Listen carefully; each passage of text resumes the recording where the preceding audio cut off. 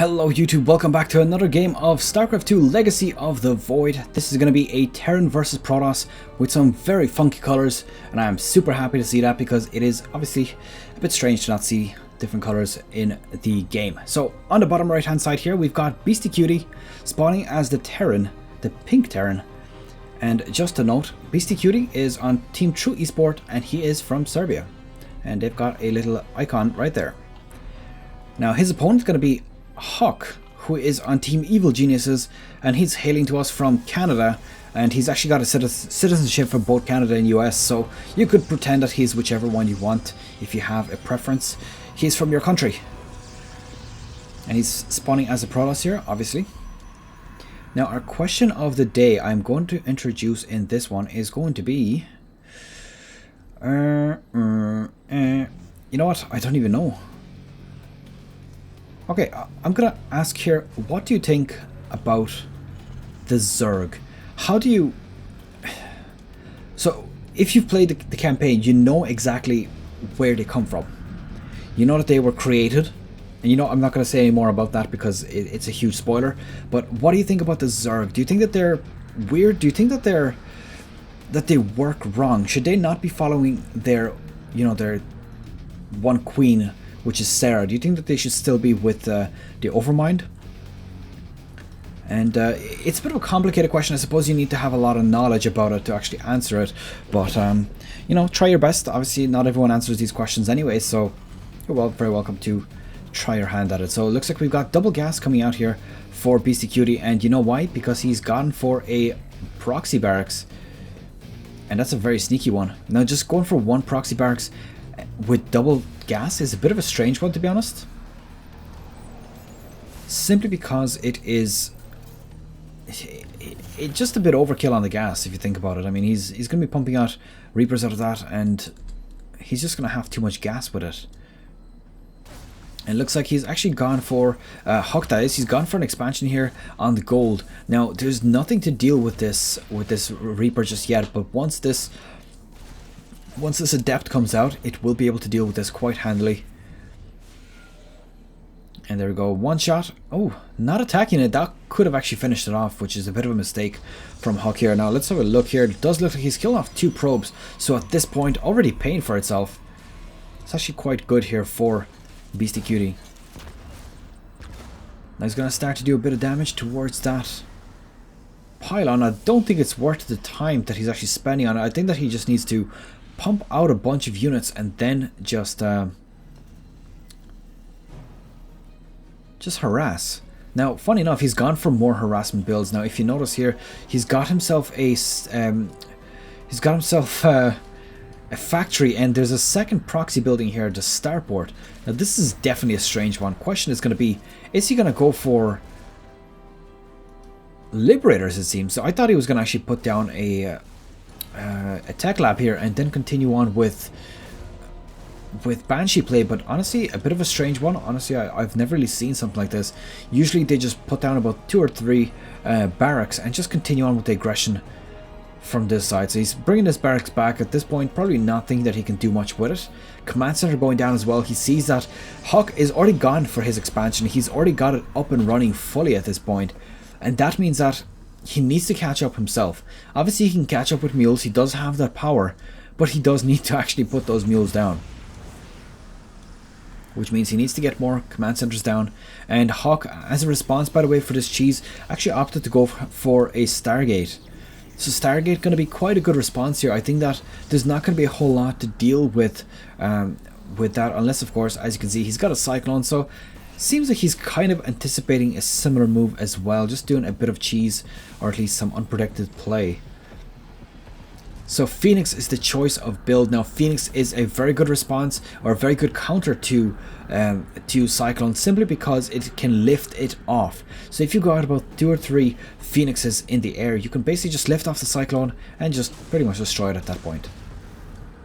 Now Liberator's starting to take a bit of damage from this Phoenix. Now just to note, Phoenix versus Liberator, the Phoenix wins. But not if there's 2 Liberators, as you can see here. Oh, interesting. Spotting that starport. So this starport could actually be, or Stargate. No, it's a starport, correction. Could actually be in a lot of trouble here. he could possibly snipe that off. He does have 2 Phoenixes, 2 Stalkers in the air. Now there's a bunch of Adepts on the forefront here, so again very dangerous here for Beasty as well.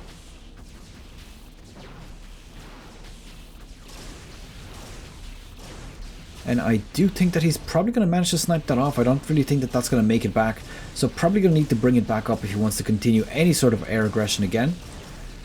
Very soon going to start burning. Now let's have a quick look at what's been built. Looks like we've got more gateways being put down, more Phoenixes. And what is this? It's actually a Reaper. Reaper is just going to disrupt a bit of mining, but not going to do a whole lot with it. And Adepts are not going to finish it off as well. Boop. Gone.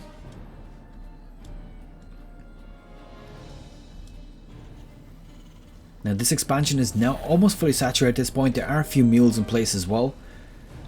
And he's building so many barracks right now. I mean, he's got, what's that, a total of 5 at the moment, which, considering the fact that he hasn't actually established this base fully, is not a huge amount, but ooh. Okay, there we go. So lifting both cyclones off. So one cyclone is very easy to defend or to fight off, because of course you lift it off and you kill it, but having multiple cyclones is a little bit more of a difficult situation.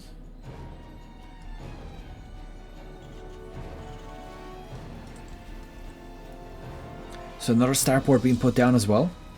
So interesting to see that he's not actually giving up on it, despite the fact that there's Phoenixes in the air. Now at this point there's a total of 5 of them. And is that a 6th one on the way? Yes, it is. A 6th one on the way and a 7th one being produced as well. So definitely fond of his Phoenixes.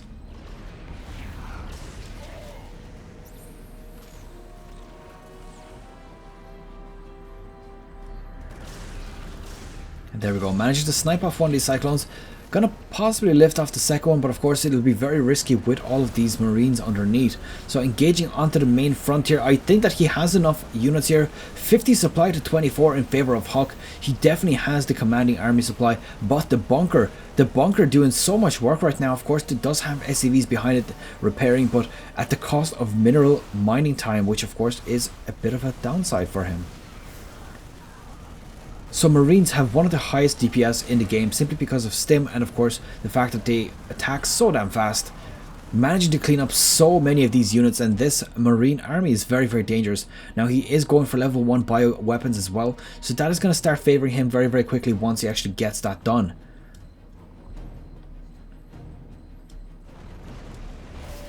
And there is, just a note as well, there's actually a gold expansion going down for HuK. He's kind of just about to complete establishing it as well. I mean, he's got a few buildings around it as well. Let's have a quick look at units lost tab. 11 SCVs to 4 probes.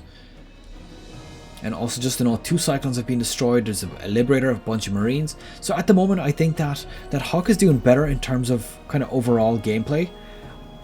I mean, Beastyqt is not out at all. I mean, he's got a bunch of these marines that are actually injured, but they're definitely not destroyed. He still has a very good chance here. Ooh, these medevacs getting caught out just a little bit. And it's going to be interesting to see what he's going to do with them. Is he just going to use them for healing up his marines, or is he going to also use them for harassment? I think at the moment he just needs to hold off against Protoss aggression. I mean, he's got these Phoenixes which are just so troublesome. They've also interrupted the bunker and the supply depot, and he's got an army at his forefront right now. So any moment now at this point, this army is going to start knocking on his door, and looking at army supply, it's twice the size of his.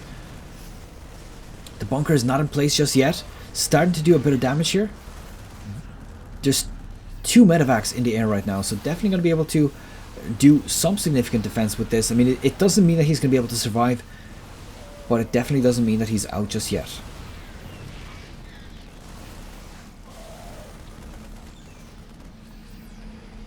Now, looking at production tabs, there's actually nothing being made from HuK here, so he's obviously very, very content with just pretty much sitting on his 3 bases right now and just continuing to push onto this forefront. What he wants to probably do at this point is just basically mine out his opponent. If he mines out his opponent, or at least, you know, 1 base down, which is very, very close at this point. There's only about, let's say about 2,000 minerals in total here. Once that's done, Beasty is not going to have much resources remaining to work off.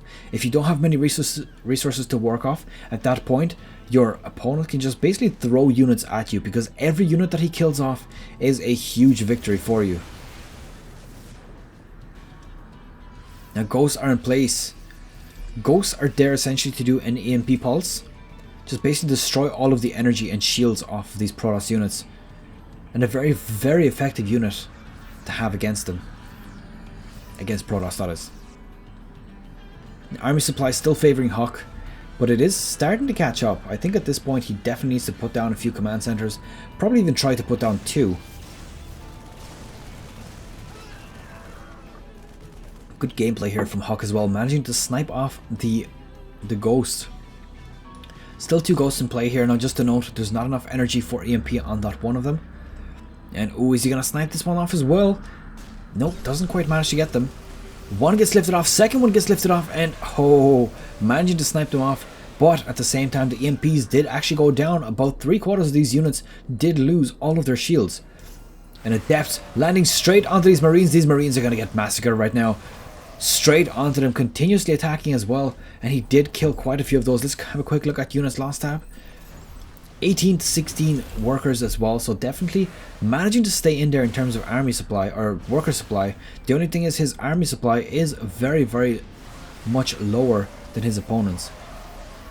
Now that transfer I think was not the best. He did get into the units, of course, getting straight up to their faces, but at the same time he lost so many of these units beforehand. But honestly, I think that at this point it doesn't really matter. The army supply is almost 4 times the size of Beasties, and there we go, GG has been called, and HuK takes game number 1 of this best of 5 series. And that is pretty much it for game number 1 between our 2 players here, Beastyqt and HuK. HuK pretty much, I think the last nail in the coffin was pretty much landing all of his adepts right on top of all of those Marines. That was pretty mad, and I think that it cost Beastyqt any sort of chance that he had of coming back in that, despite the fact that he was very far behind anyway. So I hope you've enjoyed this. Of course, leave it a thumbs up and subscribe if you want to see any future videos, and I'll see you guys in the next one. So I'll leave you with our common question of the series, which I can't actually quite remember. It's what do you feel about the Zerg? Do you think they're weird? Do you like them? Are they fascinating? Leave your comments below, and I will of course see who gives me the most creative or interesting response. Good luck, take care, bye bye.